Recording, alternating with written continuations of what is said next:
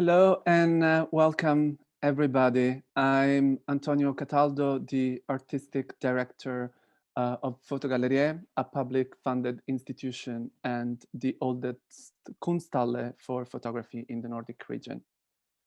I am a member of the steering committee for this first edition of the European Assembly of Contemporary Art Centers, organized by DCA, the French National Network for Contemporary Art Centers. This meeting runs in French and in English. You can choose your audio channel in the bottom menu to access the simultaneous translation. You're welcome to ask questions in the question answer tab on the bottom of your screen. But please try to avoid asking them in the chat room. Questions can be written in French or English throughout the session and directed to all speakers. They will be addressed orally by the chairwoman, Émilie Renard, during the Q&A session with the audience scheduled from 5 to 5:30 p.m. Due to many participants, we unfortunately cannot answer questions by show of hand. It is therefore with great pleasure that I open this second meeting of the first European Assembly of Contemporary Art Centers. Since 2015, relationships have developed across Europe between art institutions sharing common values and issues.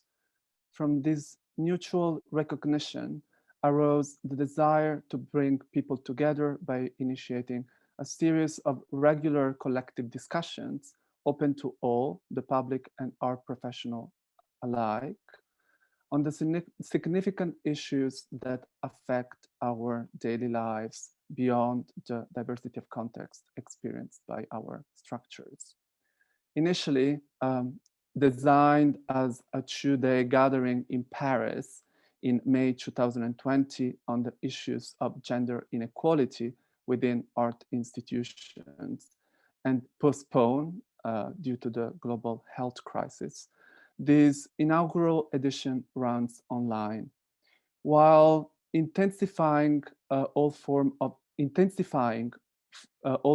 of inequality and discrimination, the global pandemic first and the escalation of the conflict in Europe with the Russian invasion of Ukraine have made this assembly even more necessary to reflect on these issues within our artistic ecosystems.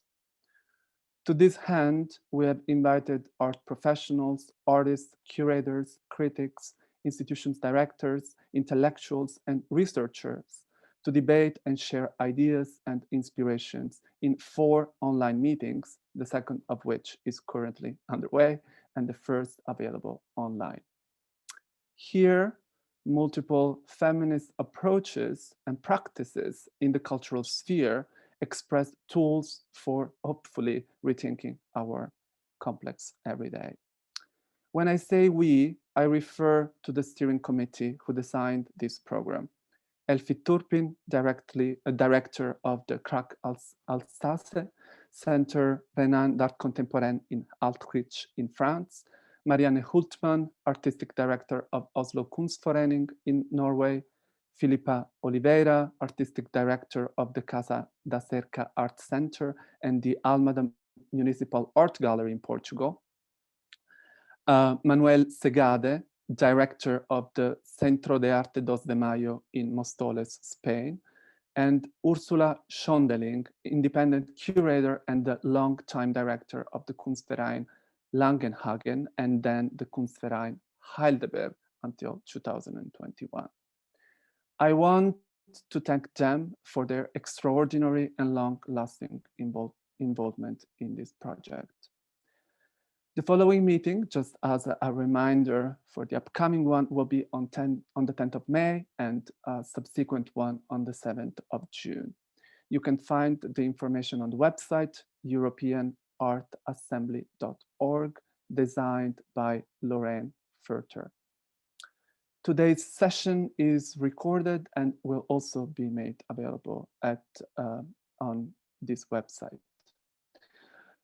Today, it is a great honor to have with us Sepake Anjama in conversation with Vanessa Desclos, subsequently followed by Marta Ramfortun in dialogue with Dora Garcia. These two 40-minute discussions will lead to the Q&A session that I mentioned at the beginning from 5 to 5:30 p.m., moderated by Émilie Renard. Curator and art critic since the 2000s, the year 2000, Émilie Renard has been director of Beton Salon, Center for Art and Research since January 2021. From 2012 to 2018, she was the director of La Galerie, a contemporary art center in Noisy-le-Sec. Her curatorial practice is based on the art's capacity to take action in the social structures and the imaginary to transform personal perceptions and collective representations. In an intersectional feminist approach, she is attentive to how power relations operate within institutions, how they distribute roles and prioritize practices. Émilie, my pleasure. The floor is yours. Thank you for all of the group for inviting me here, and Marie Chanel, the General Secretary, Anne-Marie Panteras, and Chloé Monéron for their precious work here. And thank you for Emmanuel Jourdan and Ray Cook for their translation. And thank you for the 4 speakers we will have today. So I'll be speaking in French, in fact. And so, first of all, I'll speak the first speakers here with Sepake Anjama. And this is about artistic education. So Sepake Anjama is a curator, an art educator, interested in discursive practices. She works at the Institute for International Visual Arts in London, where the Stuart Hall Library provides a rich resource for a globalized discourse on the practice of artists and curators from indigenous, Latin American, African, Asian, Caribbean, and diaspora backgrounds. And so she initiated a program called Under the Mango Tree, a self-organized gathering of decolonizing unlearning practices. She completed her studies in curating contemporary art at the Royal College of Art, and she's been a curator for several organizations and shows.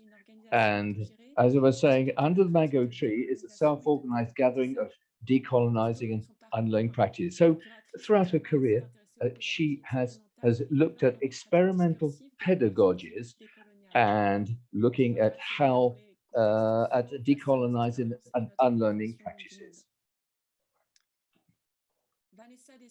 Now, Vanessa Desclos, she's in charge of the pôle des attentions at the Nouvelle-Aquitaine Mecca in Bordeaux, France. She holds a PhD in curating from Goldsmiths University of London, and her doctorate is on the impact of neoliberalism on the practice of curating in contemporary art, exploring forms of resistance to the normalization of this practice through the notions of passivity and fabulation.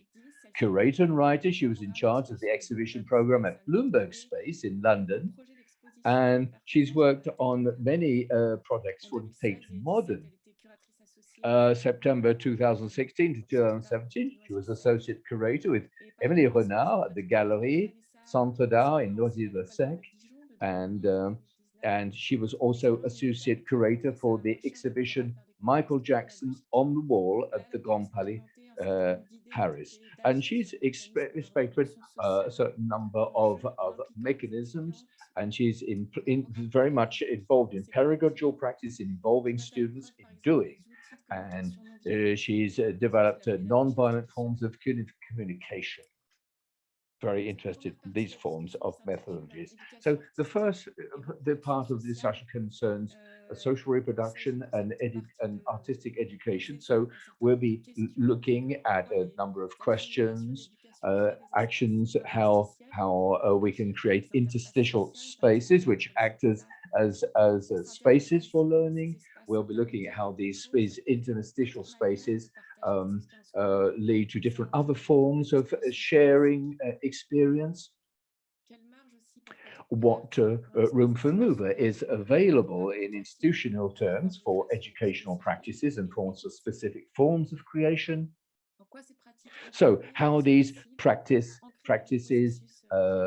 enter into unlearning processes and how this can influence institutions themselves, for example, or what sort of how these processes can become locally sustainable and lastingly sustainable. Also, how these practices leads to methodologies which which demand from different forms of learning from institutions, and how this leads to new policies and how this leads to reducing policies of discrimination.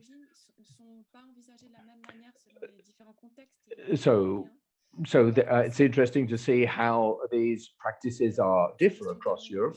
So this question of terminology is also very, very important because it means how we can learn how to talk about in a common way about these problems. Because we need to also be able to create ways of speaking together and understanding each other's ideas. We're going to be looking at concrete ideas about these pedagogical practices, which allows us to look at these ideas, pedagogical creation and emancipation. So Vanessa and Vanessa and Sibaka will let you now take over. Thanks, Emily. Thanks, Emily. Hi, Sipake. Hi, Vanessa. How are you doing? I'm really well. So I wrote down actually some questions that I wanted to think about with you. I don't know if you managed to do the same. Yes, I have. Shall I start? Should I share some of the questions? Yeah, please go ahead. Because actually just picking up maybe a little bit from what Emily was saying about terminology, I was stuck with this again. I always come back to it somehow. So I put, what do we mean when we say the word education? So that's also, I guess, maybe in some ways a personal reflection, but also how we use it, maybe professionally. Do you use it? I was also thinking, maybe do you even use the word education? Yes, I mean, well, we'll go back to that. And when you use it, in what context do you use it? And how does it differ from if you use the term pedagogy, learning, or mediation? I have more. Maybe I have too many for this session, but let's see. I said I feel that there's a shift in understanding how the curatorial might operate and that it can benefit from using pedagogical tools, methodologies, and processes. We experienced a turn. What turned, in fact? What actually turned, and what did it produce? And how can institutions reflect that knowledge of producing knowledge collectively? Could we understand the role of the curator and mediator as something that could be occupied within the same body and manifest projects with art and community in mind? So these were the things that came to mind. Fantastic questions. Thank you so much. I want, it's great because I think our questions are complementary. I was a bit stuck with this question that is really underlined in the project for this series of talk, which is what is a feminist practice, and what do we mean when we talk about feminist practice, and especially a feminist pedagogy? How do we embody and carry out such practices, and how it transform our institutions, and in concrete ways? I was also going back to after our conversation to prepare the talk today, yesterday, I was going back to this text that I'm sure we both share in our important references, is Bellhook's Engaged Pedagogy. And I was going back to this idea of how you diffuse hierarchy and how we all labor in an educational project.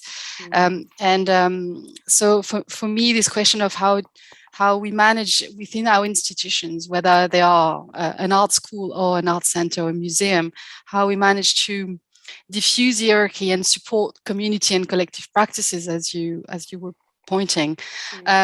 Those are two questions that were really important for me, and of course, but it's maybe a more general question. But again, I think we share that, is how do we create the condition to shift slightly from knowledge reproduction to knowledge production, and to we see in this idea of knowledge production how we explore sensing experiences and forms of engagement, form of experience that involved our bodies as much as our minds. And yesterday you were talking about how being very suspicious about certain terms. I mean, there are the terms that we want to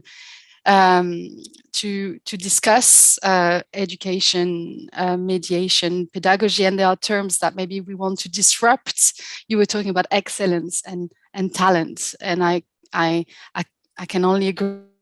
And of course, I'd like to go back to this, because I think both of us in our different experiences have really embodied ways of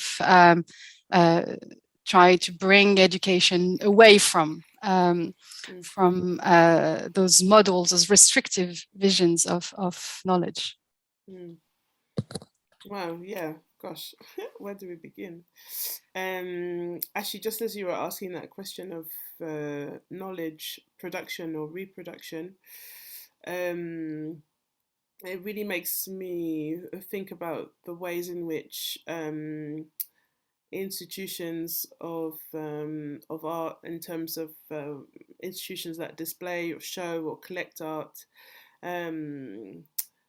consider knowledge in relation to works that are shown or displayed within those spaces, and the role of, let's say, interpretation in relation to those works, and whether interpretation or even the wall label, if or the embodied forms of interpretation, if these are like ways of reproducing knowledge. And so if those are ways of reproducing knowledge, what would disrupt that? What are the ways in which other narratives might be read or relate to what's shown or displayed? I have very concrete examples in mind, but maybe just going back further down in when I started working, I remember being really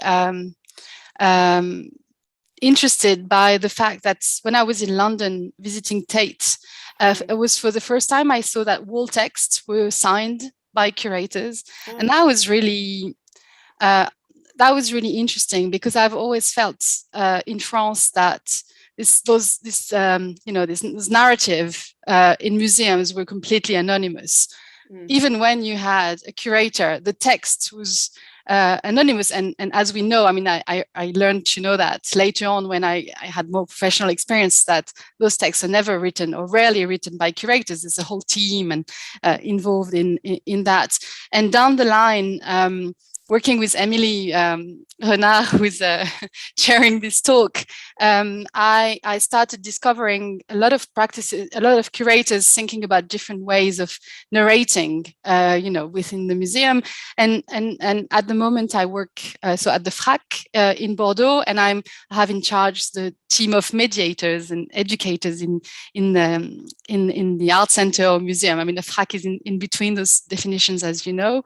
My colleagues really, who have in a way much more experience than I have in mediation itself, really introduced me to practices that I barely knew before. Like an example is something that we call in French language facile à lire, easy to read and write, which is something that's a very simple methodology to that, you write subject, verb. It's a very, very simple way of writing sentences. So you can address a very great diversity of public, but also ways of working with group to write a song about an artwork, or to explore many different ways where text can be a response, an effective response, or very imaginative response, fictional response to an artwork. So I've been working here for 3 years, and I am always surprised by the creativity and the imagination that can emerge from this team of people, and the proposition they have to work with audiences and produce new ways of talking about the work. But the bigger challenge now is how this production of texts, considering text very generally, can be introduced in the scientific archive of the museum. And this is a new challenge. Now we kind of a certain number of songs have been written through different workshops at the FRAC about works from the collection, and now we're proposing that there's a SoundCloud where those songs exist, and now we're associating those titles to the whole label of the works. And this is slowly, so that's something we can do quite easily at the level of a FRAC. I think in a proper museum, maybe it would be more difficult to have this kind of. But and have you had? I was just thinking about what you were saying now, actually, in relation to the Stuart Hall Library, which forms part of Innova. We're thinking about sort of community consultation on descriptions of parts of the archive. But I think actually what you point to also maybe makes me think about the ways in which the responses to artworks are gathered or collected within the archive itself, and or maintained or seen as valuable.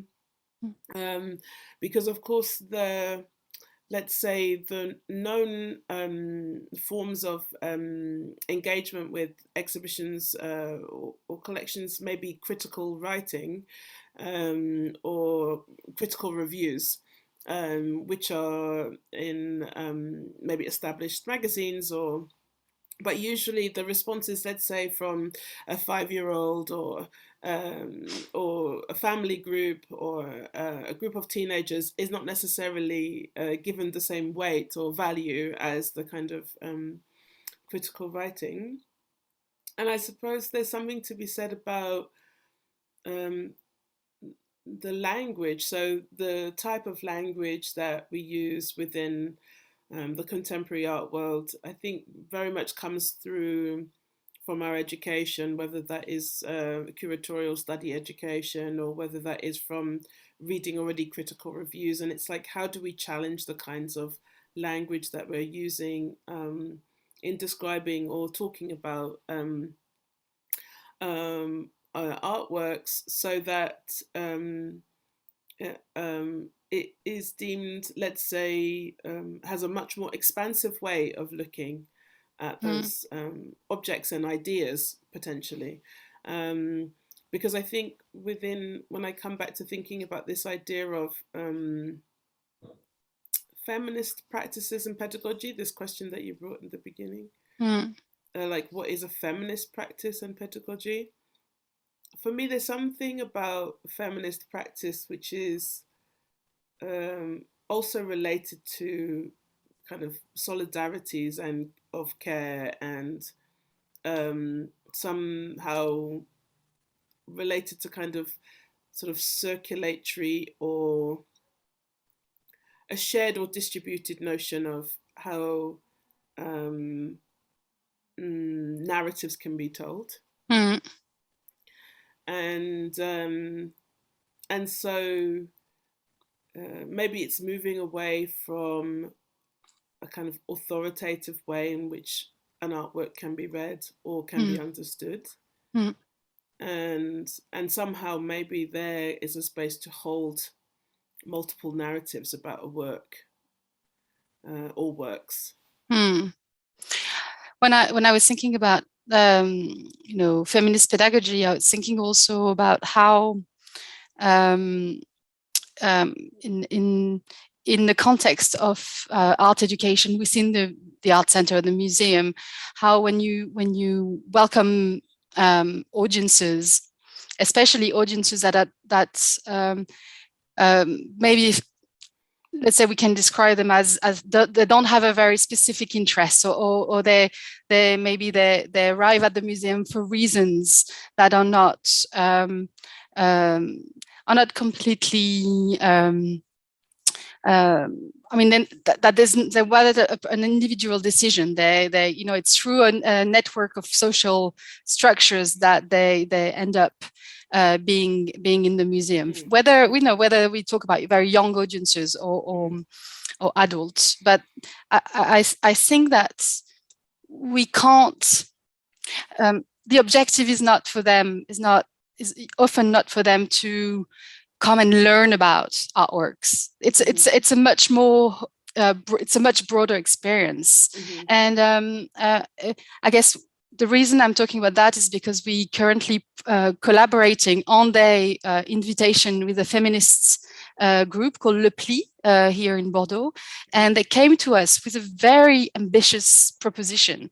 They're working with women shelters around Bordeaux and in a certain perimeter outside of Bordeaux, and they proposed to us that once a month they will come with a group of women, about 10 or 12 women, and they stay the whole day at the museum. They start in the morning, they just visit the place. A lot of them come through places like the FRAC. So they have a workshop of verbal self-defense with someone who specializes in that. And then they have a time where they spend an hour with someone from the FRAC, a mediator who choose one work or maybe part of the exhibition to lead a discussion, conversation about the work. They have lunch together, and then a performance artist is invited to give a special performance for the group of women, and there's again a discussion about what they've seen, and they really presented us that they wanted this woman to experience the museum as a place where a lot of different things can happen. And for me, it was really, it seemed obvious that, of course, for most audiences, coming through the museum is not only encountering a work of art, it's encountering a building, it's encountering a very specific way of talking, of reading. You were talking about the language that you encounter when you arrive in the museum. You encounter a lot of language, a lot of writing, and sometimes it's completely overwhelming. But you also, if the museum is engaged in pedagogy and mediation, you meet people and people who want to take care of their audiences, and this for me was something that I really want to continue explore, because I feel at the moment you haven't been to the place where I work, but it's a quite austere and not very welcoming building. It's a very concrete, very monumental building where there's very little place to sit. You can walk for a long time in the museum and not really have a space to rest or find a space where there's a different a different feeling of hospitality, of conviviality. So I think this is for me, this holistic experience, which we could also discuss about the classroom, referring to Bellux, is really important. And I think more and more for me, also about a question of architecture, which is something I think you know really well also, how art and architecture interact in that sense. Yeah, I mean, I think you raised like lots of really valid and important points here. I think one of the things I was just thinking about as you were speaking is that relationship to the body, and we talked about this a little bit as well. Yeah. That that when we privilege the eye, we forget about the rest of the body. Mm. And I think one of the things when I first started to engage with gallery education was I was had the opportunity of spending time with artist educators at Tate Modern, who would encourage us, if it was necessary, to just sit down on the gallery floor. And I remember thinking that felt like a kind of disruption to the way in which bodies operate within galleries, because there's a tendency to walk and to move on. And yes, if there is a bench or a chair or something that indicates you can sit down, that's the only time that you really are given that permission. But the language of the gallery or the museum is really one of to be on your feet and to move. And so that also kind of speaks to sort of ableist ways of thinking about space. But it's quite interesting that a disruption can be something as simple as sitting with a group of people in front of an artwork. Because also there is this sense that you have your time in front of the artwork, and they say that on average people spend like 7 seconds looking at an artwork. But this, I think the role of mediation really being one of slowing down and spending time with work and with others allows for these other kinds of perspectives potentially to arise.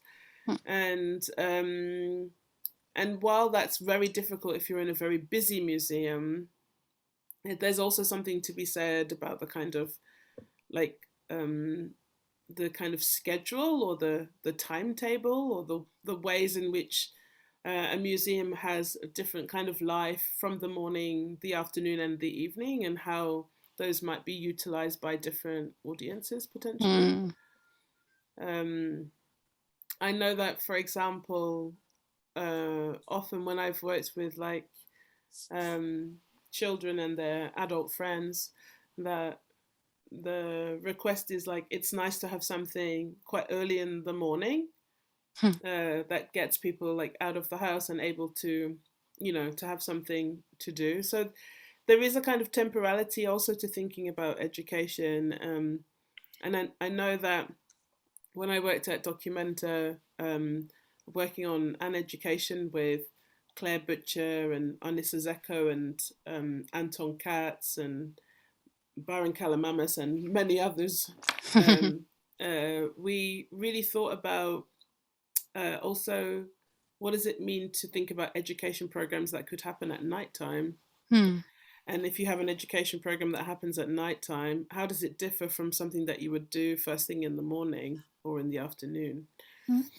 And we also recognize that because there's a certain rhythm to how the body is in the day as it is in the night, that in the nighttime there was an opportunity to have much more kind of social ways of interacting that may involve dancing, may involve music. There was, it's much more susceptible to include other kinds of modalities really, and other kinds of material that maybe you wouldn't necessarily use in the day. I completely agree with you, and it's strange when Emily introduced me as something that didn't stay in my bio, and I don't know, probably I either maybe I forgot it, but I was teaching in an art school for 8 years in Dijon, and we did say yesterday that those two things those two contexts are quite different, but it's in that context of teaching in an art school that I experienced, thanks to people like Géraldine Gourbe and Isabelle Alfonsi, who I invited to share a research project that we experience. We managed to really experience things that I never had the opportunity to experience in the museum context. Although I've seen in museums experiences that were quite extraordinary. But the first workshop that we organized with Géraldine and Isabelle in Dijon when we started this feminist research project was to create a lecturium. At least that's how we name it. It was we found a space outside of the art school and we transform it into a space to sleep and read. So we created for 3 days a shared library with the students, and we asked them in advance of the workshop, because there were some art students and design students, to we went to buy a few things from IKEA, and then they made some furniture made for the workshop, like very quickly, and from recycled material. But we could sleep in that space and eat in that space, and we read to each other, and we're reading to ourselves, and we really stretch the normal education time. So we, as you said, we prolonged, and not all the students stayed, but some stayed, and later on, and we started bringing drinks, and of course the atmosphere completely changed, and also liberated the certain things that we started talking about, or sharing experiences, reading, that we wouldn't have done in the morning, but we could do after a couple of drinks in the evening. Exactly. So, but I remember that was some years back, but If I Can Dance, the organization based in Amsterdam, did this all night long program in the Van Abbe Museum in Eindhoven. And that was amazing. I remember at 6 a.m. attending a conference by Peggy Phelan, and that was a bit harsh, but an hour before we were dancing. So I agree with you. I think there's also something that the strict and conditions of education we miss out, and that's why I think I don't know if it's the same way everywhere in Europe, but in France,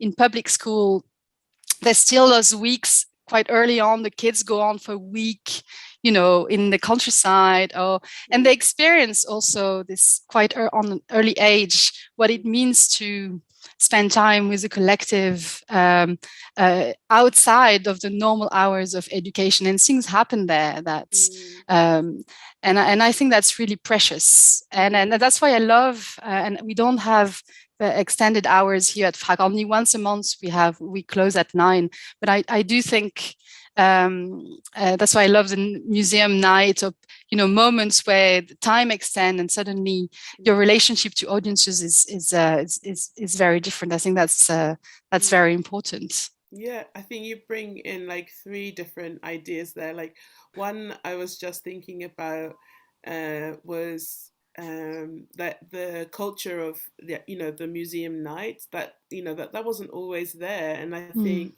it does bring a very different relationship to to the museum space, and how we might behave within that space, and how, because I think museums, obviously they're designed to regulate the body, to view and works, but also to be quiet. There's also a sense of, when you notice sometimes when you take a school group and you go from outside into museums and galleries, there's sometimes a kind of self acknowledgement that, oh, I'm loud and I need to bring my voice down. So they create this, they intentionally create this kind of reverence, right? It's almost but the other things I was thinking about were also, I was thinking about the fact that retreats as an artistic mode, maybe, of making work, but also maybe as a pedagogical one too, like the retreat as something. Well, I must admit, I am thinking very much of retreating from the urban environment into a kind of a rural environment or nature, it made me think a lot about Santi-Nikitan, which is a school that was developed in the same time as Bauhaus from 1919. That it really was thinking about these ideas of reconnecting, or a connection with nature, like a relation. How do you build a relation to nature? And really, where the idea for Under the Mango Tree comes from is this sense of starting with thinking about the tree as a form of architecture for which you can be supported by, and that supports the way in which you might gather, or that you might come together by the very shade of the tree, creating a kind of circular form in which you might sit. I was thinking about maybe just sharing like one or two Emily. images, actually. Yeah. Ah, No, we, images. Yeah. No. I was looking at her. See, I don't know how we're doing this time. It's fine. I think you still have 10 minutes.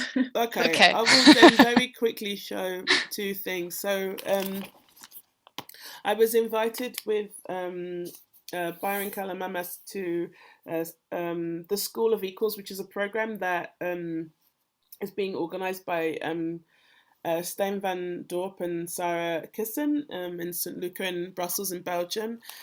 We were actually invited pre-pandemic, and it meant that we had to start not with a physical workshop, but we started actually thinking through these questions of access and what does it mean to have spaces that you say are open for all, and what are the barriers to access, and how do these notions that we think of often in education about equality, and how do you kind of create a sort of democratic space, or how do you kind of give how do you break hierarchies in terms of dialogue and conversation, and so I'm going to share my screen, and I hope that this works. So we started with writing a text.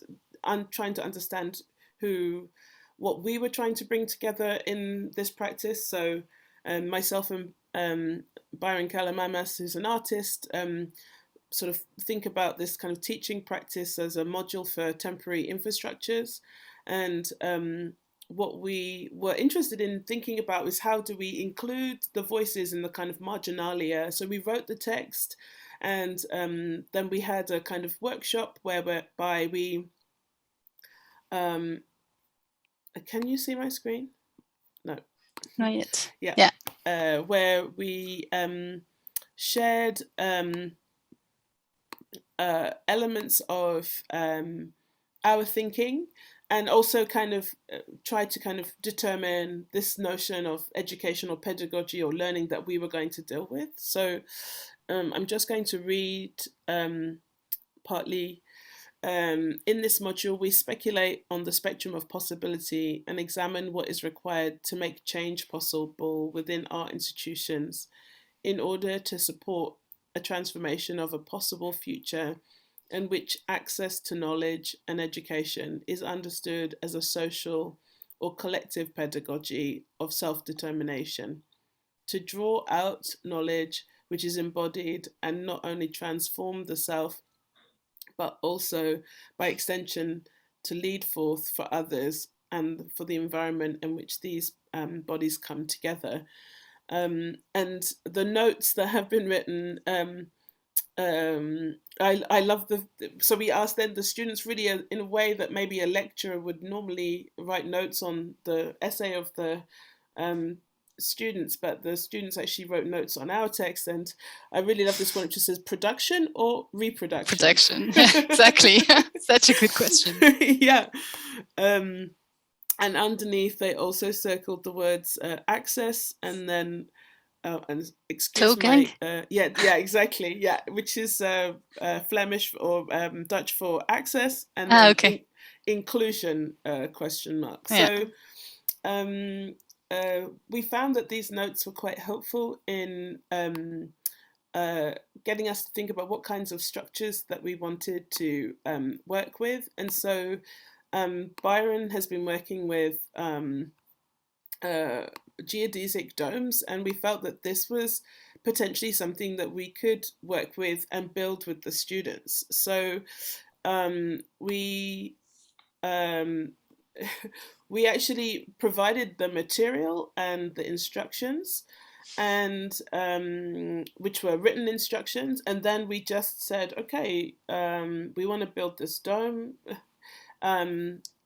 How are you going to make it? So really also thinking about the ways in which we self-organize, and how instructions are used, but also it became quite interesting because like the instructions also became like a sort of power, because if you have the instructions, then you know what needs to be done, and if you have the instructions, you can also instruct other people what needs to be done as well. But they managed to build this, and I was also just thinking about how this reminded me also of the ignorant schoolmaster as well, in terms of a methodology or approach. And it became the space in which we kind of spoke from or thought from together.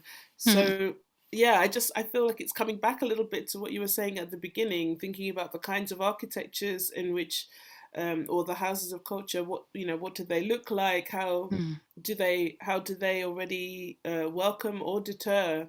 Because we have to recognize that some architectures are designed to deter people also from coming. And then how do you, if you're interested in creating these spaces of conviviality or spaces where conversations can take place, then how do we disrupt that through our practices? And are there ways that can be more sustained, or are there ways that maybe are temporary? But what are the kind of the potential? What's the potential for that kind of disruption? Completely. And I was thinking also in Emily's note from after our conversation yesterday, at some point she asked the question about what kind of practices that we encounter outside of our field of work, although we know our field is already quite broad in terms of practice, but what kind of practices have influenced us, along the line to develop something that we call pedagogy in relation to our curatorial practices as well. And I was thinking how much when I was teaching in Dijon, for the first time, I really was introduced to activist practices, and how that kind of completely, changed certain aspects of certain views on what I was doing, and especially how the students, through the way they were involved in the social field, through activism, but also through different, activities that they were doing, actions that they were doing, really helped me to continue transform and really learn to be a pedagogue. Because honestly, when I started teaching, I had absolutely no idea and very, very little experience. And non-mixity, I don't know if that I use the right term, non-mixed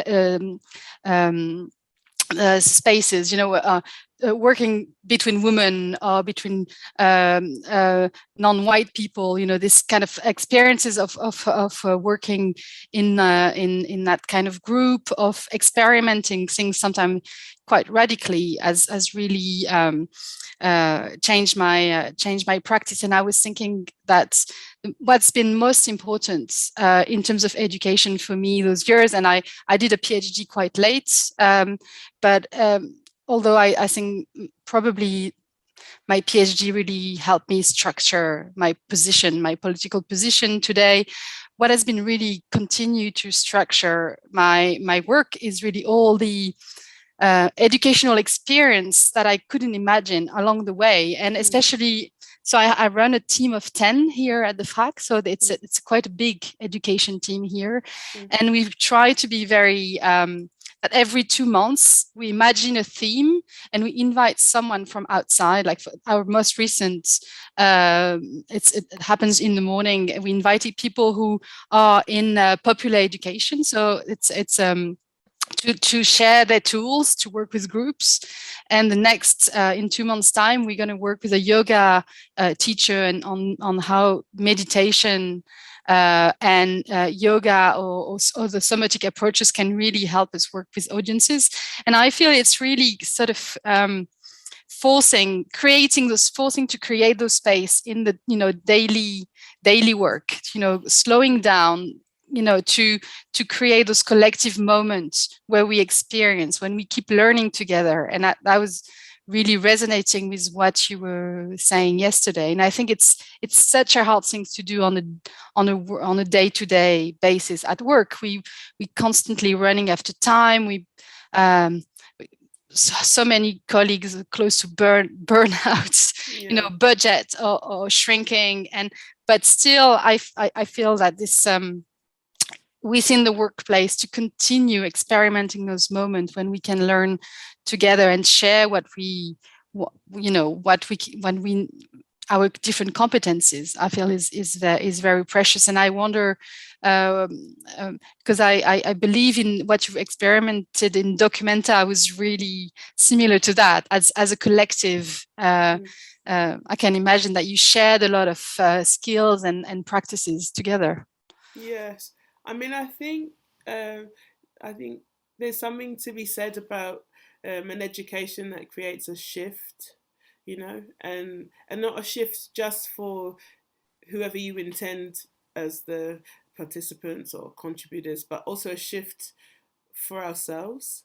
And I think for me, that experience in Documenta of thinking through these ideas of self-education and trying to understand, you know, what is our individual voices, what could a collective voice be, you know, really playing with formats has really stayed with me and shifted my practice, because I could no longer go back to what it was before Documenta. So I think that for me is maybe how I would like to think about education, that it creates a sort of shift in maybe a bodily experience, but also in perception or understanding, and that's what we're producing maybe collectively. I think it has different effects in every person's body and how they kind of carry it out. But I feel as though that's what I hope to kind of build within community, is those collective shifts, understanding of each other, a better sense of how culture, art, and education contributes to the whole being, and is not just for a certain section of society, but that creativity, language, and expression have a space for those who feel like that that they have access to it, because there's something to be said about that, is that many feel that they don't have access to it. And so I feel like education also is that space that tries to open up the conversation of art, so that it is not we call it navel gazing, you know, just staring at its own belly button, because I think art in a vacuum for me is not interesting. Where it becomes interesting is where it creates where we can create a context for meaning through dialogue, through collaboration, and through action. I think it will be the last words. Thank you, Sipake. Thanks a lot.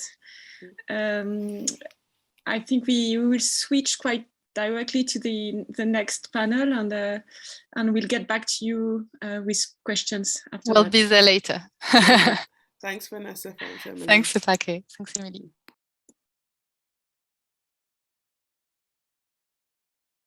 So we're going to now have the second part of the panel, expérimenter l'opacité dans un besoin de... Experimenting opacity with a view to transparency. Now, so both of you are artists. Marta, you you've worked. You present site-specific storytelling punctuated by ephemeral sculptural boundaries, attempting to access closed-off institutional spaces. You question autonomy using loss of control and the naked body as an Oedipus mask. Your adjunct professor, Oslo National Academy of Arts, performed widely, nationally, internationally at spaces such as Beaux-Arts, Monet de Paris, Musée d'Art Contemporain, Montreal, and you have upcoming commissions with the Henny Onstad Art Center and the National Museum of Art Norway. And Doria Garsway, you're an artist, teacher, occasional curator, writer. You've worked with Munster Sculpture Project, Documenta 13, Venice Biennial, directed several films like If I Could Wish for Something, collective projects, The Hearing Voices Cafe, Rove Hammer, currently working on a new film titled Amor Roca. So So the first question I'd like to introduce to you both concerns the notion of opacity with the demand for transparency, the need for transparency. So do we always have discussions of transparency in this question? In fact, and transparency of institutions. Of course, we always have this transparency of institutions when we have budget, material conditions, managerial conditions, and do we guarantee more balanced power relations between artists, students, teams, boards, and the publics? Or is transparency a tool of control when one needs a certain intimacy and opacity to build safe spaces and avoid forms of censorship? And what about trust, intimacy, and opacity as well within institutions? So, when I talk of this, I'm skipping over from one notion to the other, of course. But these, of course, what do these terms mean? In fact, and first of all, what do we mean with the requirements of administrations? Budgetary concessions are concerned here, of course. And there are relations of power as well. This has to be regulated within professional institutions as well. Of course, it's very, very important, of course, that an artist must benefit from regulations which govern these power relations, of course. And so and this gets concerns many such as curators, even translators, writers, directors, film directors, photographers as well. And so where we have a system of interdependencies. In fact, so when we talk about interdependencies, we talk of dependencies as well.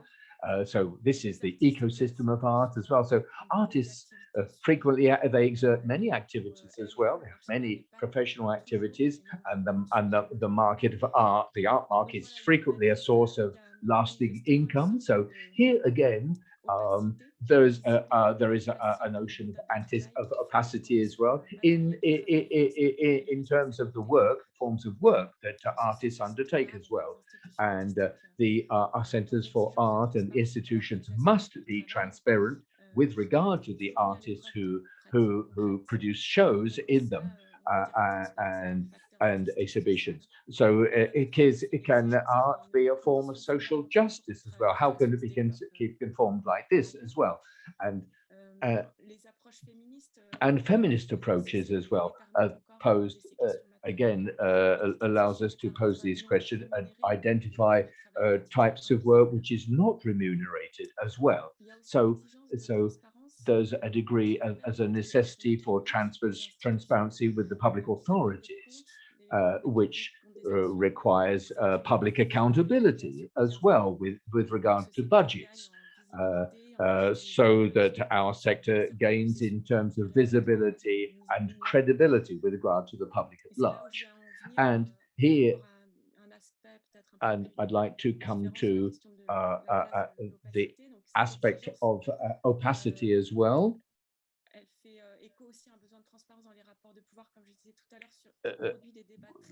This leads to a lot of debate in the public sector, and it requires a certain amount of change in our practices as well.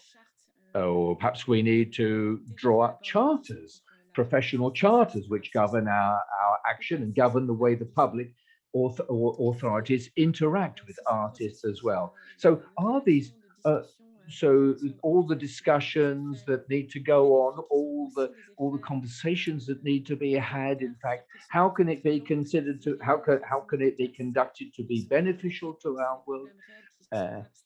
And sometimes this involves a number of abstract issues as well, and involving questions of the production of work as well. So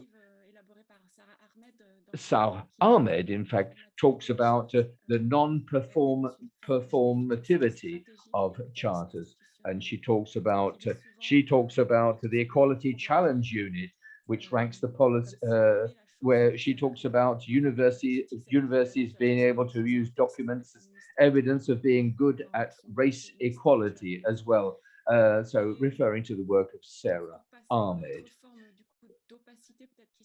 there's perhaps another form of opacity would be more desirable and generous, which a form that resides in the shadier, fuzzier areas of art center programming, for example, in curatorial choices, in the nature of certain actions and projects that do not yet have a name or a purpose. In fact, how can we welcome in the institution the uncertainties, the doubts, the irresolutions, the contradictions without a desire to reach the conclusions of reason? And to do this, we need to open up spaces, take time, take care, have consultations, concentrate, create a climate of trust, inclusiveness, and confidentiality. All this, in fact, to be able to do this, we need the means, and not just to be able to compartmentalize these situations between notions of forecast and assessment, in fact. And so, this is a whole, this is then in this question of opacity, and in fact, is I think we need we perhaps, and I'd like to come back to what Edouard Glissant says in the introduction to the Poetics of the Device. He says, I demand the right to opacity. It's no longer necessary for me to understand the other, that is, to reduce him or her to the model of my own transparency in order to live with this other or to build with him or her. The right to opacity is perhaps the most obvious sign of non-barbarism today. And I would say that literatures that are taking shape before us, which can become spaces for conversation. So Dora and Marta, this requirement for opacity, is it something which can be desirable and attainable in your opinion? In fact, how do you see see these issues? Over to you. You have the floor.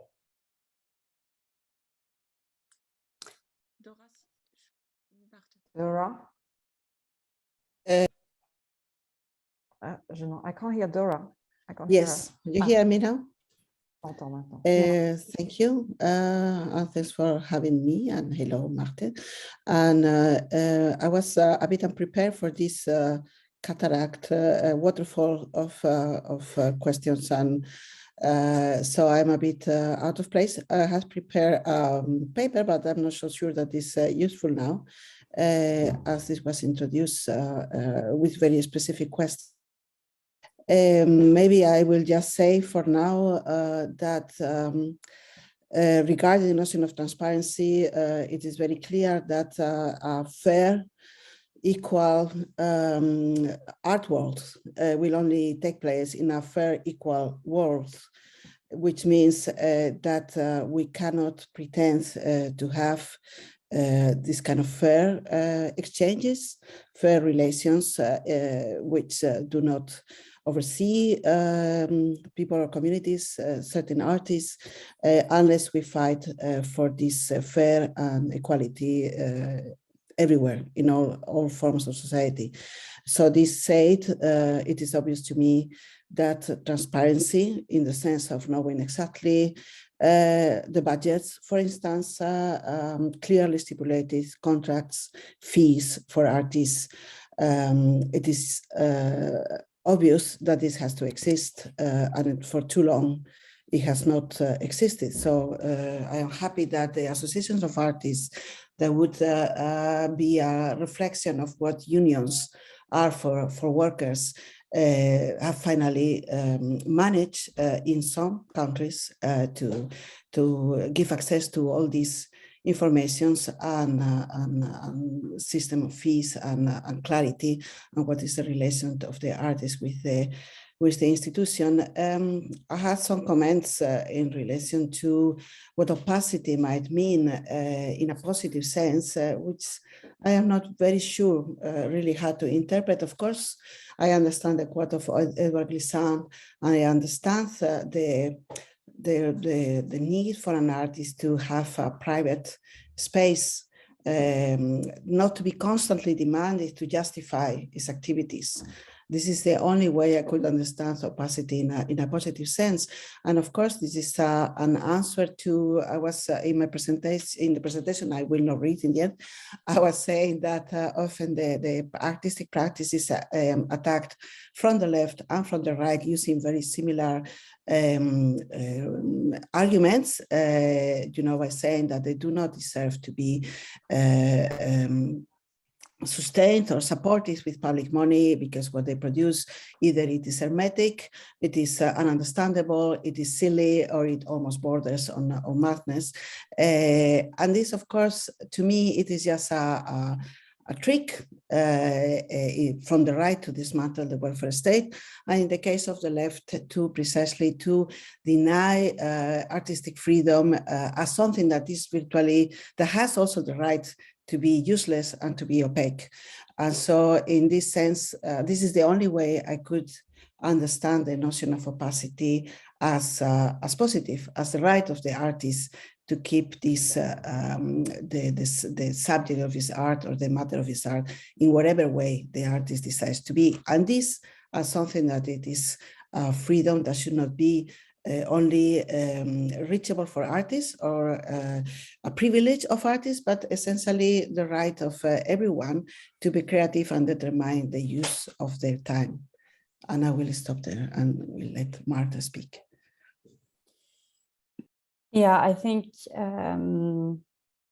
the idea that fiscal transparency and accountability and the fight for artists' workers' rights is at odds with artistic freedom is completely in line with split and divide tactics historically that affects emancipatory battles. And it also goes against any form of solidarity works that builds rainbow coalitions across political dogma. And to me, from a feminist perspective, I think the discussions on artistic freedom and the post-Me Too debate are deeply interlinked in creating false opposites to the benefit of a dominant neoliberal and neo-moralistic discourse, and it reanimates the bodies identifying as female as battlegrounds. So I'm thinking about this novel Consent by Vanessa Springora. She recently published a book where she's delineating the abuse she suffered being groomed into sexual relationship starting at 14. And the author in question that groomed her was involved in rallying a French petition to abolish the age of consent in the name of personal freedom. And there was a startling number of artists, psychoanalysts, and writers who signed on. And I'm mentioning this because this was, I think, in terms of a time-specific moment where we see perhaps these symbol battles taking place in which nuances are lost and there are perhaps more disenfranchised individuals than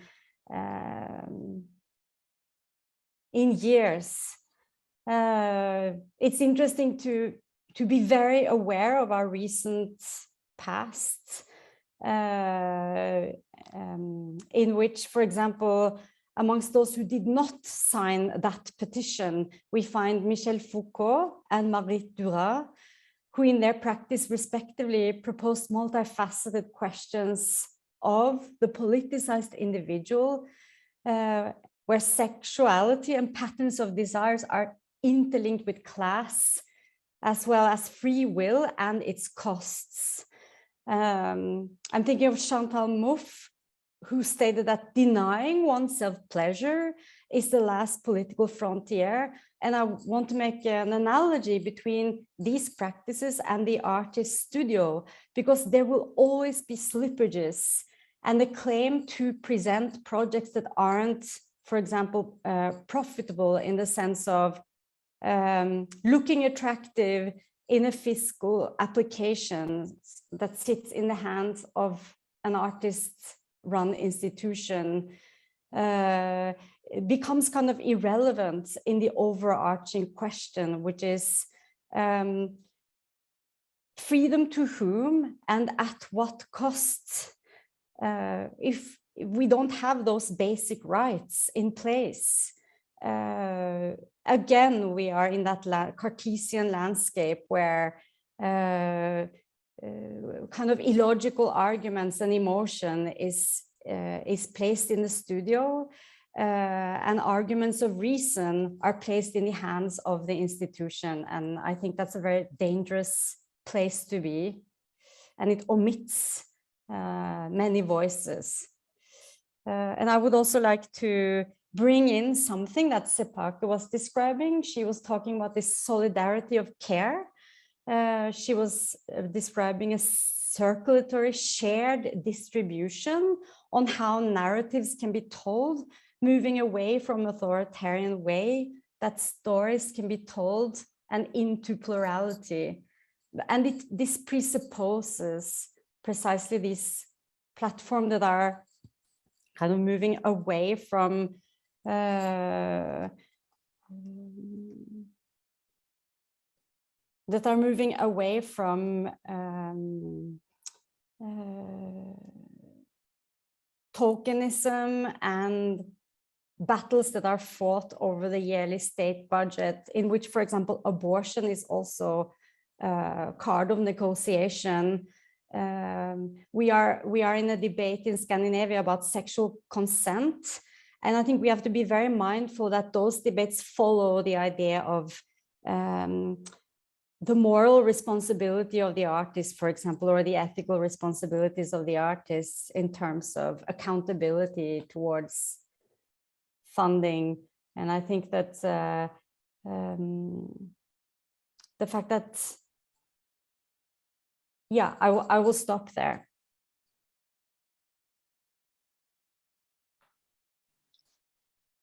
Thank you, Marte. Yes.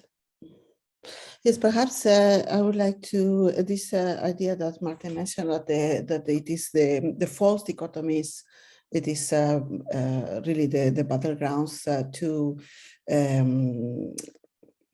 the battleground of everyday, which is, how you say, manipulated, I think especially by the neoliberals and the right, or the neoliberal right. This is something which is very true, but I also wanted to point to something, is that we will hardly find any institution, by this I mean especially museums and art schools, that will not have now printed on their banner these notions of care, the museum for everyone, etc., which is a very good thing indeed, but I would say there are not many museums that take this to the consequences, the real consequences to the employees, for instance, or mostly to the employees and the way they treat their own staff. So in this relation, I wanted to perhaps to just read one of the paragraphs of the text that I have prepared, in which it say that when we speak in this clear and transparent contracts, budgets needed for a healthy work environment, which is, again, as I say, healthy work environment relates to artists in relation to institutions, but also to institutions in relation to their own workers. So this healthy work environment, and I quote here my paper, this is a far cry from the art market and art institutional tradition.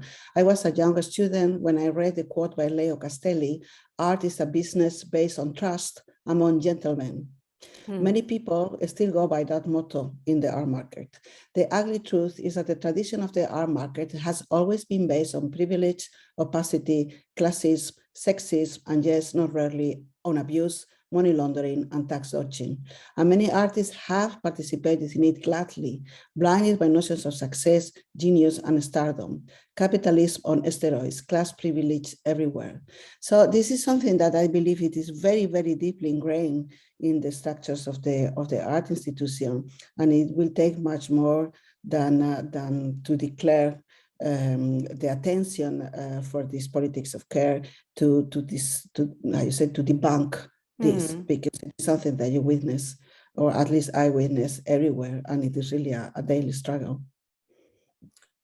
And I think I find it very poignant what the Norwegian Congolese artist Sandra Mujinga just proposed in an article in Art Forum.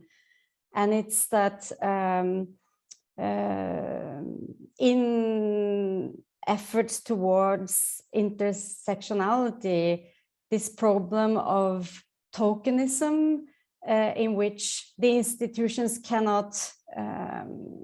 are not well prepared to take care of and be fully responsible of the consequences that the artists suffer when they carry out projects that are to the explicit advantage of the reputation of the institution, leaving the artists having very vulnerable and isolating experiences. So I think there are many layers to this question, and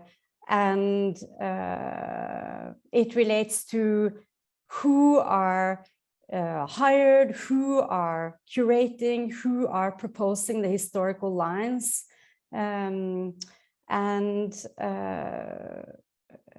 the potential violence that is executed in those paradigm shifts.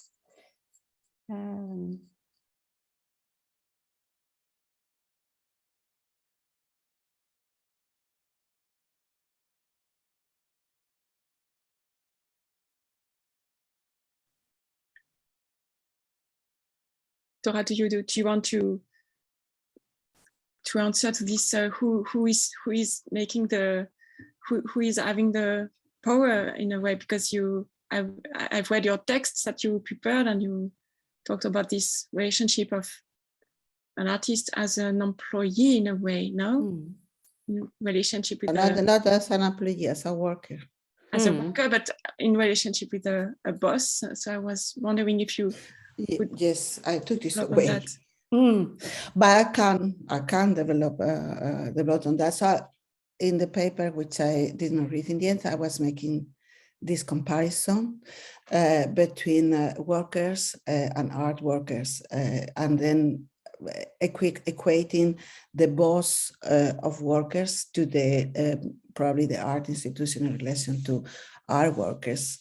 And so there is this idea, very socialist idea, that one of the tricks of the boss to, in fact, not only possess your time and the product of your time, but also your subjectivity, is to work on the subject, on the affection. So to pretend to be your friends.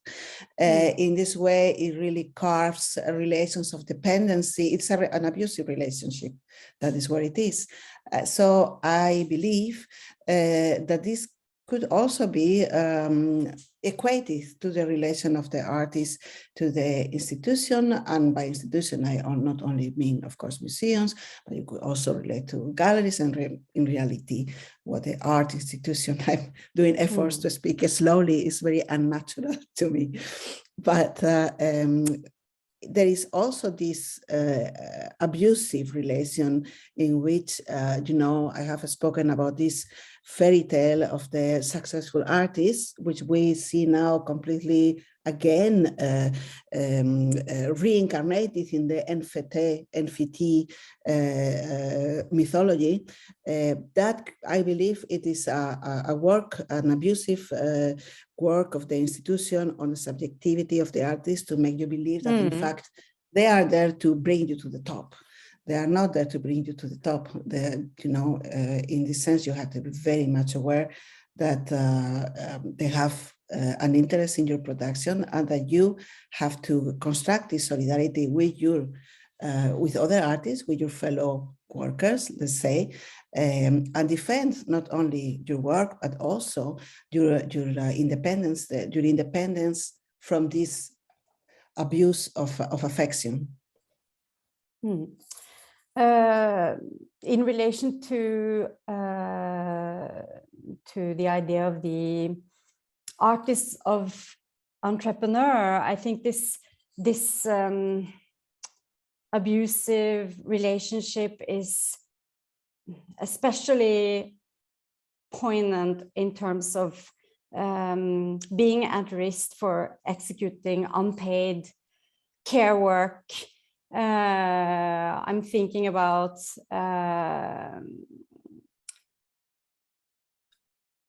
erotic exchanges that happen in the gray zones. I'm talking about trying to facilitate life as a single mother, or and now I'm talking metaphorically. I'm not talking about sexual relations as in actual intercourse or physical exchanges, but I'm talking about using the informal realm in terms of maintaining a practice and being the social entrepreneur in this neoliberal language that is imposed on the artist. And that relates even to all the gray zone economies that exist out there, all the informal use of unemployment benefits or other forms of income that can facilitate a studio practice in which you're also juggling potentially. I mean, right now in Scandinavia, we're having a debate about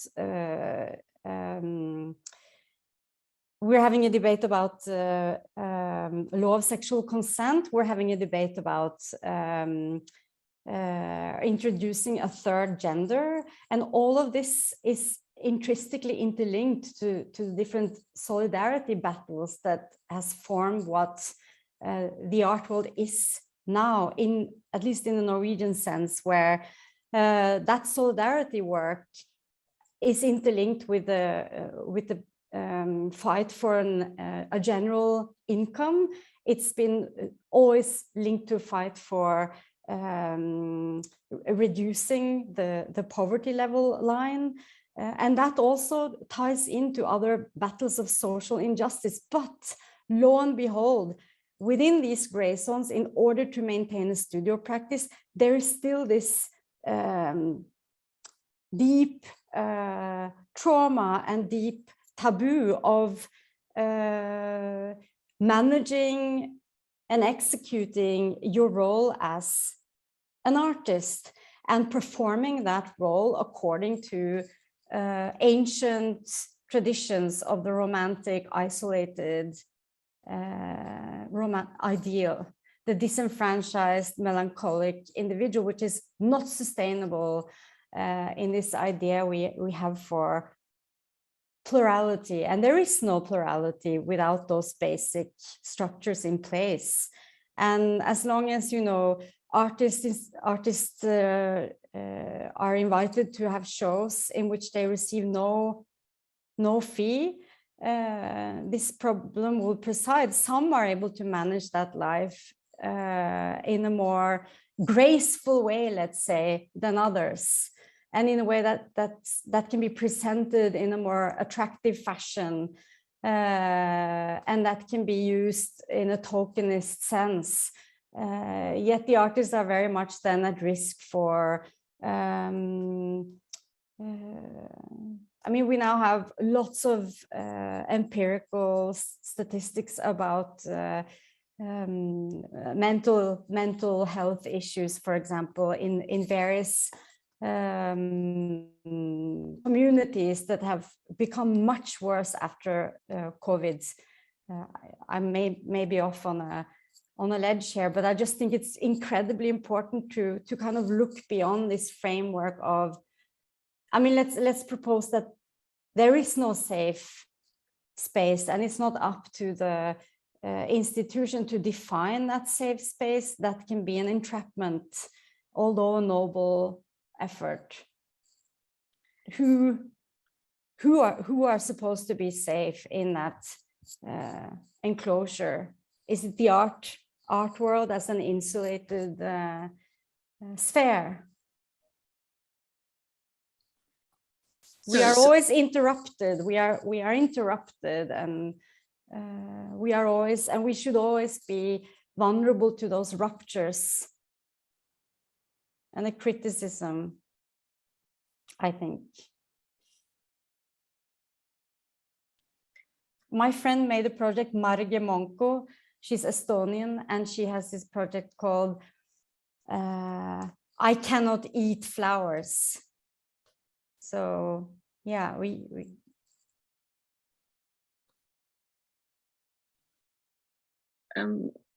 Dora, yesterday also you talked about this universal income that could be a way to answer these vulnerabilities that Marta describes.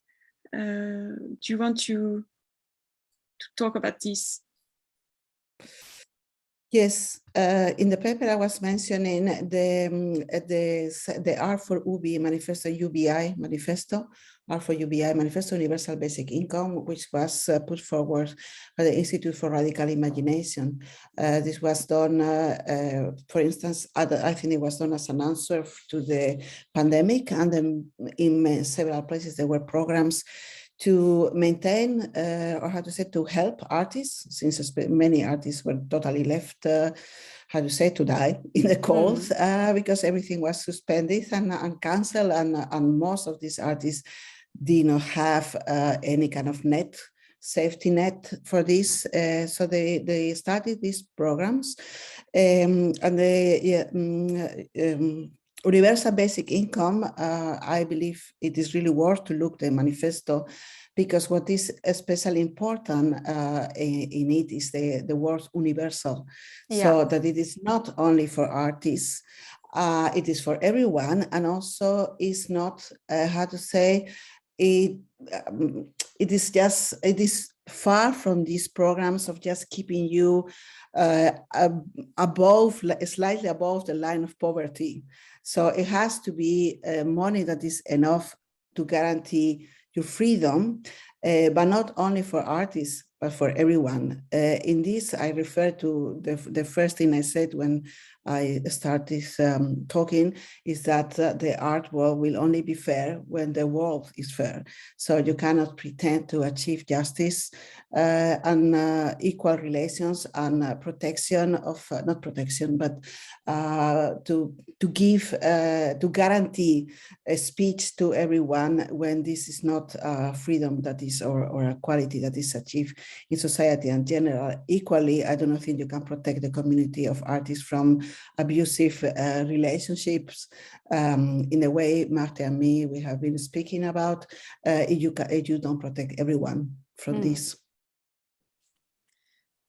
Just because I represent in a way the French institutions, or myself at least, but also this is a panel which gathers a lot of people who are working in art institutions. And so I wonder if we could be considered more in a relationship to the artist as a counter power from these abuses of power that you are describing, and we, because don't you think that institutions in general can be a protection from the neoliberalism that produces all this precarity? It's a question that I address to you, both of you. Yeah, I really wonder if art institutions are the ones who are perpetrating these abuses, or if they are more like protecting from that. I believe they act as protecting. Mm-hmm. Well, I let I'm interested in the answer of Marta, but I just want to say that the abusive relationship, it doesn't relate to specific cases, in my case, although there are, of course, specific cases, but more in a sort of relation, this idea of tying the artist not only by economical means or by relations of production, but also emotionally. The way it is done, it reminds of the classic schema of abusive relationships, like that we all know what it is. I also want to say very briefly that art institutions, I have often referred to them as shelters. They often work, some work as that, but it is important that they do not remain isolated. So when we speak of the notion of, for instance, of the situated museum and the porous institution, this is something that needs to be, by nature, as again, you cannot fight abusive relationships in isolated castles. They really have to open to the world.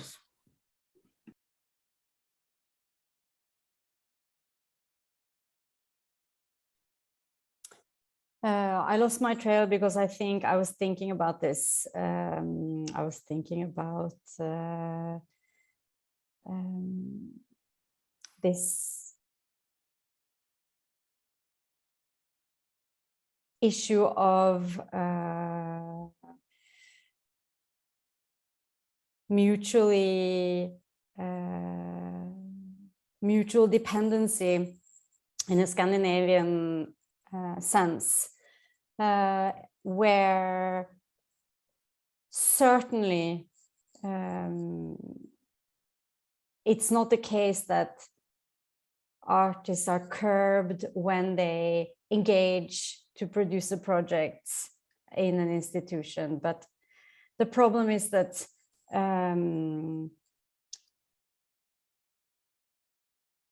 there are very few projects around, and if you are such as in this situation after 2 years of cancellations, if you have been subjected to an incident in your life, there is no way to recover. There is no way that that you can easily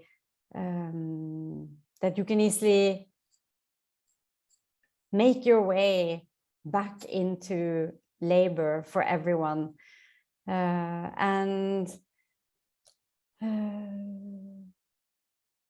I wanted to say something about this French proposal in which art, can you relay this to me? This, Emil, can you relay this proposal of defining artists as from workers, whilst, because that's where my trail of thought was, and I just lost my trail of thoughts.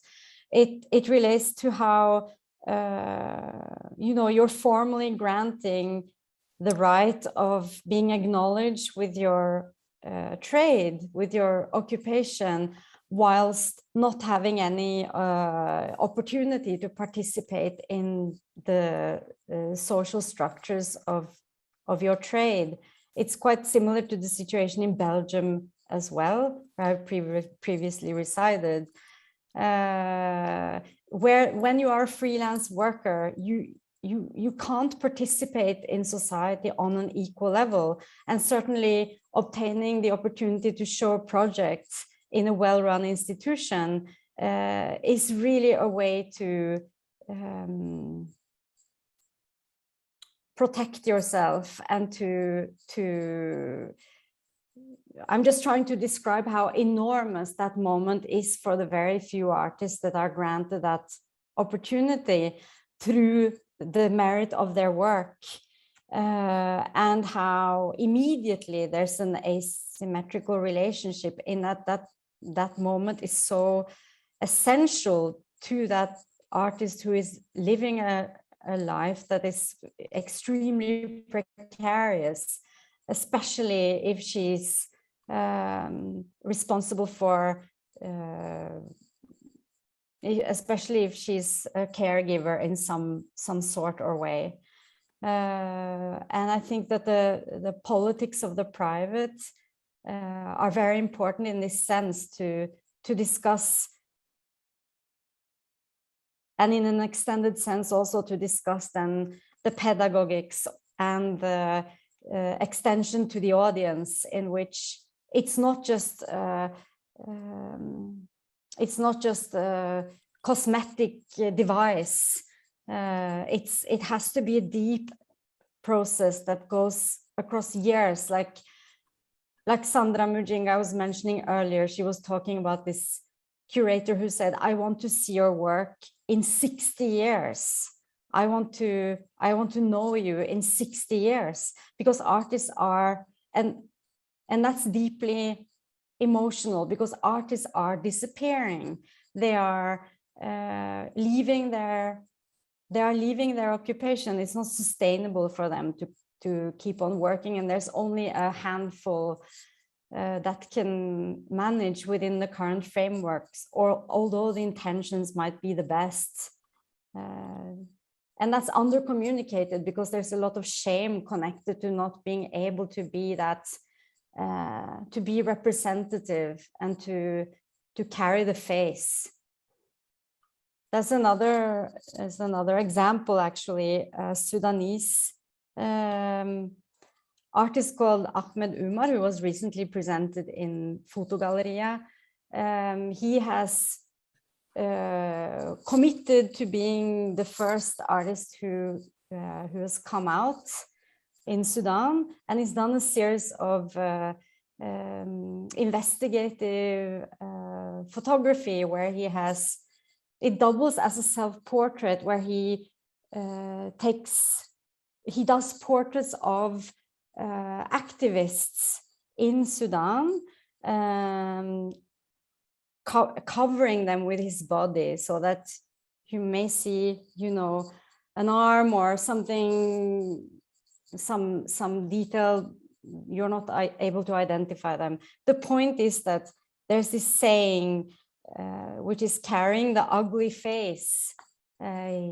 He's naming his project Carrying the Ugly Face, if I remember it correctly, being the scapegoat, so to speak, taking the responsibility, that the artist has to be able to take the responsibility of her projects in order to extend an actual invitation to the audience, in which they are welcomed into the artwork on the premises of an invitation, not a game of hide and seek, or a game where the audience is also instrumentalized to kind of oil the machinery of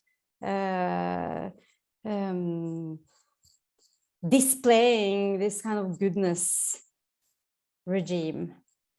And I think that's very important. That then, yes, you do also have to encourage projects that are aggravating, that are uncomfortable, that are painful, and that are alienating to some. I think now more than ever, you know, we can't go around eating soup on all the openings. Sometimes it has to be about just sitting in pain together and enduring that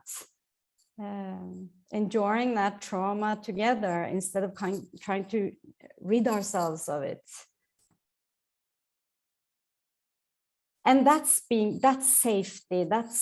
You can do that when you can go home and feed your kids, if you get what I mean. Otherwise, it's, yeah.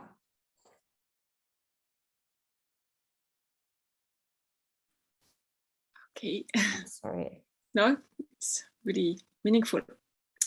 And we are reaching the time for this talk, and then we can switch to Q&A. I can relate you to some reactions, because I don't know if everyone sees the discussion on the side.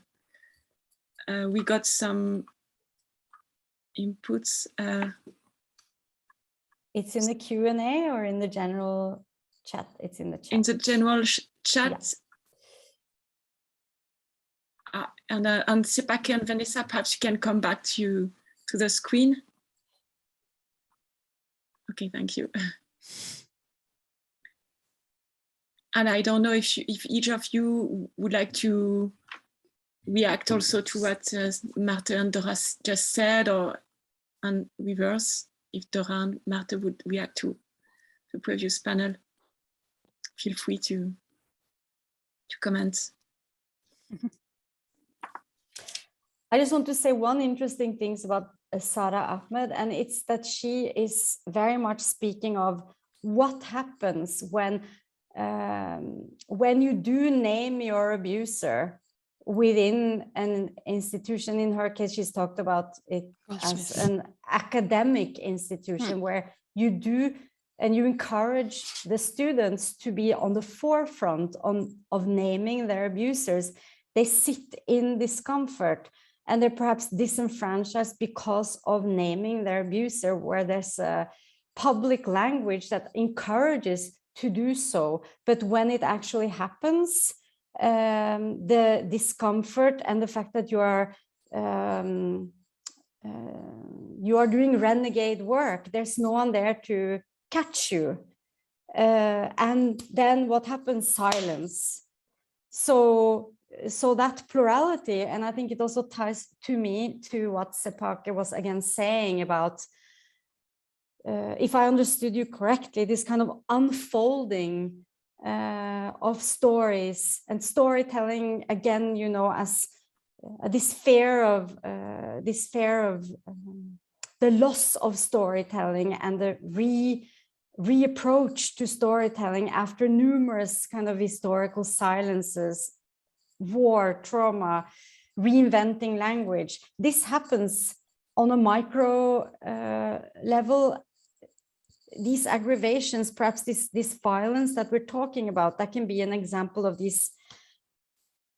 There's this momentary silence and shame when you take this responsibility and you are the scapegoat and there's no one to catch you. That perhaps that can be more pronounced on an institutional level, that it is not just a cosmetic invitation. There is someone there to catch you and to acknowledge you and to accept you unconditionally. It's part of the storytelling, actually, because those stories, they're not fairy tales. They are, it's a form of truth telling that doesn't claim that one dominant truth, but it relays on others to confirm your story, let's say. Mm-hmm. She describes this accumulation of stories that will lead to a quite powerful testimony. And right. Yeah, Antonio, perhaps please come back. Sorry, I forgot to call you.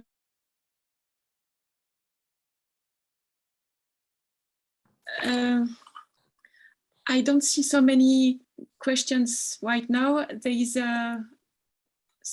Marion Guillemot who shared a book. I will paste it in the panel. Copy paste. This is a book by Serge Sada. But I don't know this book, so I can't relate to this. Can't really comment on this.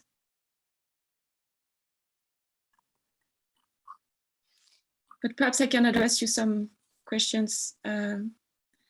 Emilie, there was also a question earlier on by Christelle Alain. It's also in the Q&A. Yeah. Can you see it? If you have some more specific quotes from Bell Hooks, right? I think she's saying if we could share, because Bell Hooks talk about, I mean, she mentioned who's in the classroom, and she wonders if we can displace it to who's in the group for a context, not an educational context, but more a context of mediation in the art center.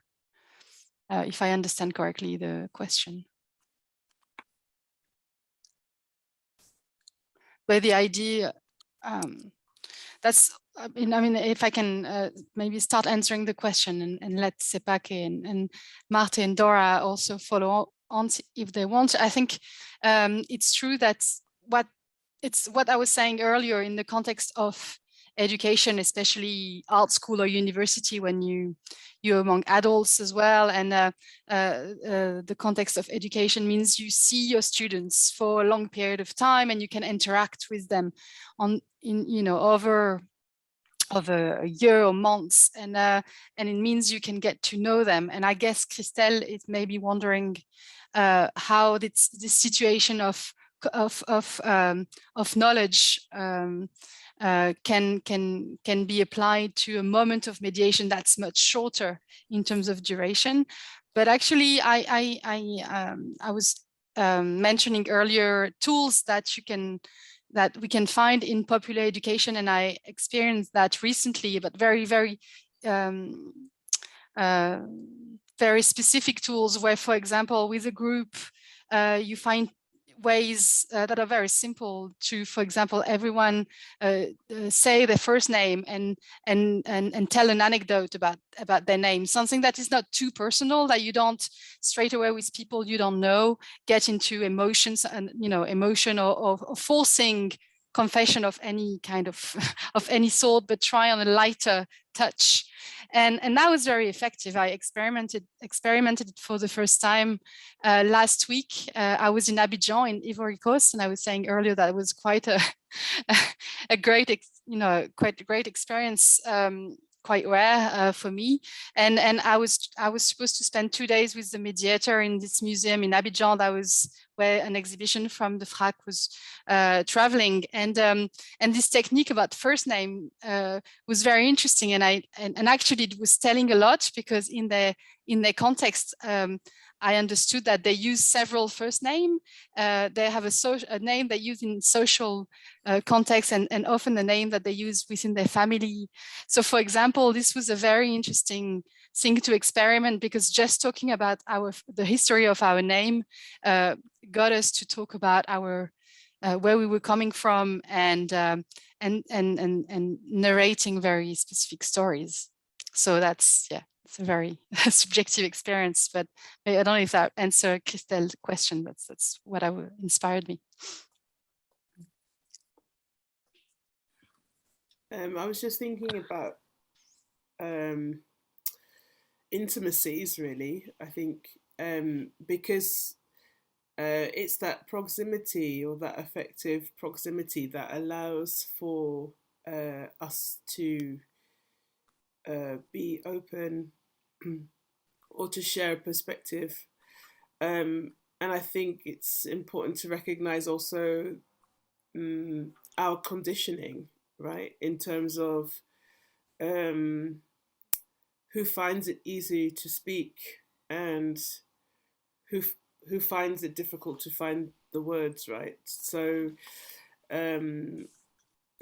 what you describe in some ways, Vanessa, is also about knowing, that it's a space in which all of those voices can be acknowledged within the space. I think one of the things that, like, within the group that I taught with at St. Luca, one of the things that was quite interesting still was this conversation between the differences that male students and female students, how they experience certain things. And it was quite revealing to me, just in talking about how they go about creating small change for themselves, let's say within their art school. If they want to make a change, how do they go about it? And what was quite interesting for me was hearing from one student, a male student, well, if I have a problem, I go to my tutor, we sort it out. It's not a problem, And many of the women students explaining, you might find it that way, but just because you find it that way, it doesn't mean that it's that way for everybody else. So I think just this is what I mean by the conditioning, like someone believing that if they find something easy, that everybody else should also find it easy. I mean, this is a very, very basic, right? It's like about perspectives, but I think we are so conditioned and so shaped by the cultures that actually, I have to say, women and men participate in. It's not just that it's upheld just by the patriarchy is held up by all of us, sadly. So I think thinking about the ways in which we dismantle the patriarchy, because I think it's actually killing everyone. It's not just, and so these small acknowledgements to recognizing that that we also all have a voice is, and that we all can, use it is something that might seem like a very small lesson, but one that takes a long time to learn.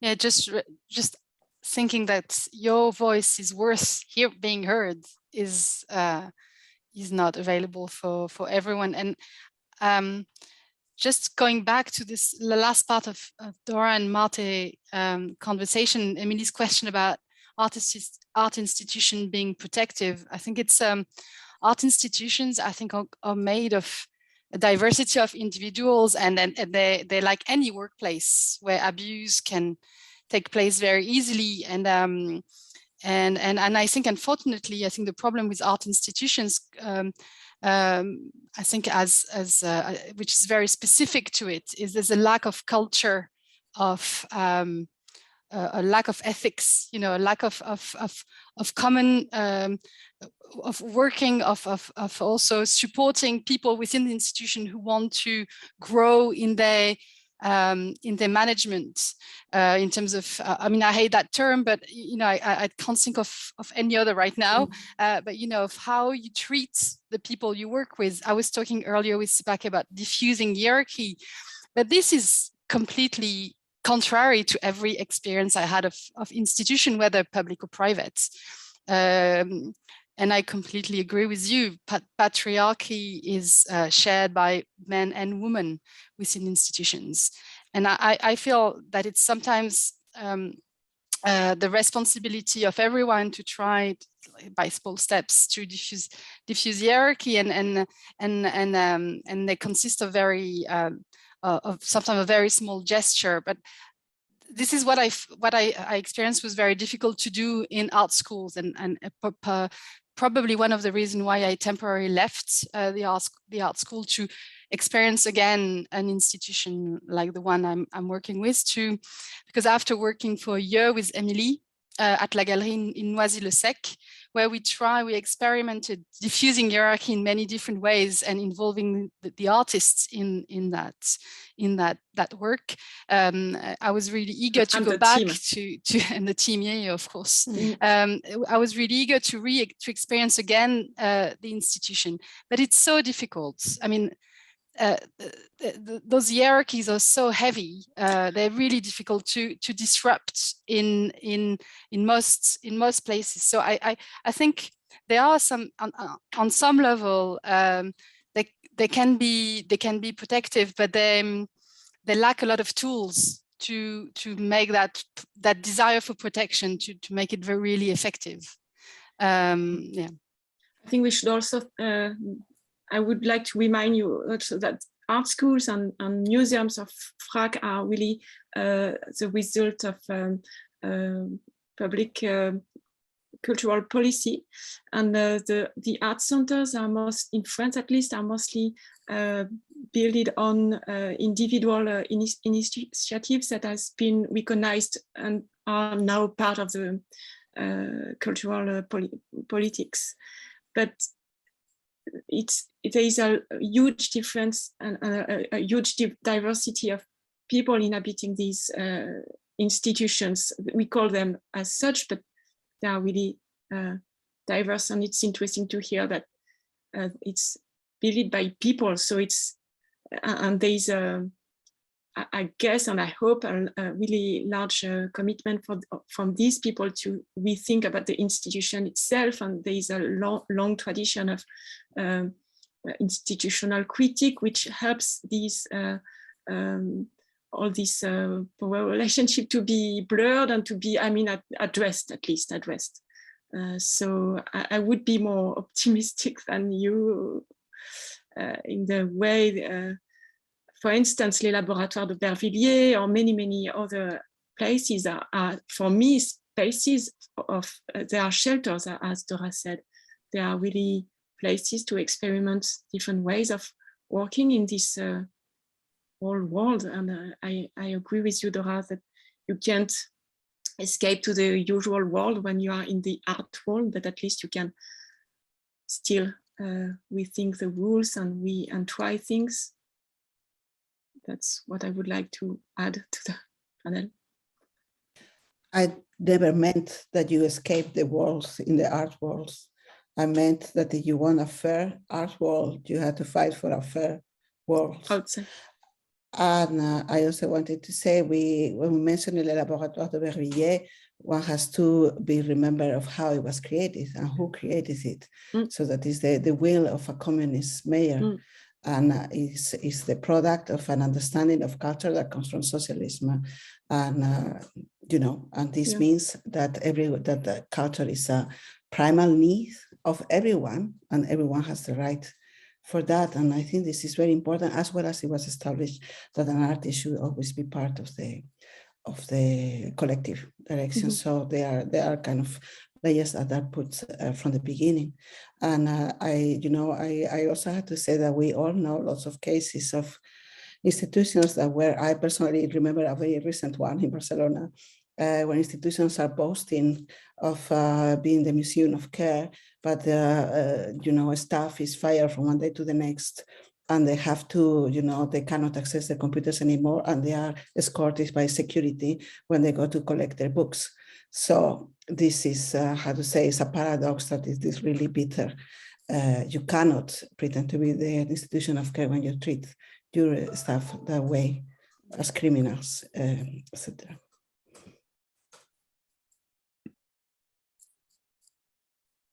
To go back to what you said, Martha, yesterday, also there's a kind of instrumentalization of these notions of care that from institution to who put it in front of their program somehow. It could be, at least. Yeah, I think I was briefly mentioning this in my discussion as well, but I'm thinking, I was lost in thought because I was thinking about the recent programming of Fotogalleriet, and they invited a couple of shows now. I mean, for a while, the programming has reflected a wish to go back into the archives of Fotogalleriet in order to look critically at aspects of its founding history, and also to invite in curators that aren't. Antonio, maybe I'm interested in hearing a little bit how you've made Fotogalleriet the kind of vulnerable place in which you also, as because Fotogalleriet has been kind of an iconic and exemplary institution, and the only one in its kind that kind of holds the history of camera-based art in. There's this museum called the Preuss Museum, but they haven't had this renegade programming that Fotogalleriet has had. And I'm interested in just briefly hearing about how, I don't know, if you seem to kind of be inviting in these ruptures at your at your own expense, in a sense, and I mean that in the best of ways, as a platform, a revolving door. I'll be very brief because I think I think it's part also of what Vanessa was speaking about, which is like redistribution of power, but I think it goes back also to transparency on so many levels. I think what's important to say is that if we define ourselves as public institutions which are publicly funded, and we demand public funding for this redistribution, I think that we need to also constantly be held accountable for what we do in that sphere of representation that we claim that we create.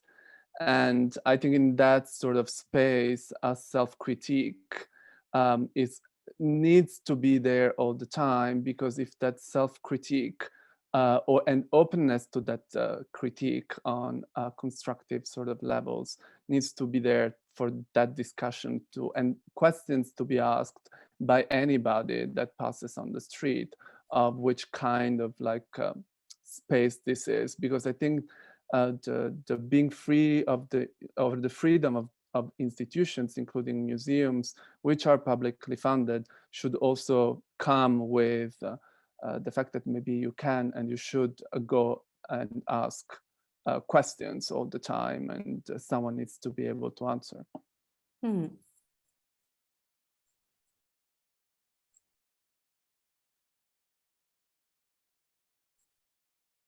I think we've reached the end of the time, at least not of the discussion, but I think it's a good time to close this panel, and I would like to thank you really for all what you said, which is really important, and I guess it will continue to be discussed further by all of us. Thank you, everyone. Thank you so much for inviting us. Thank you, everyone, and hope to see you in physically somehow. Yeah. Yeah. Thank you. Thank you. Thanks. Bye-bye, everyone. Bye-bye. Bye.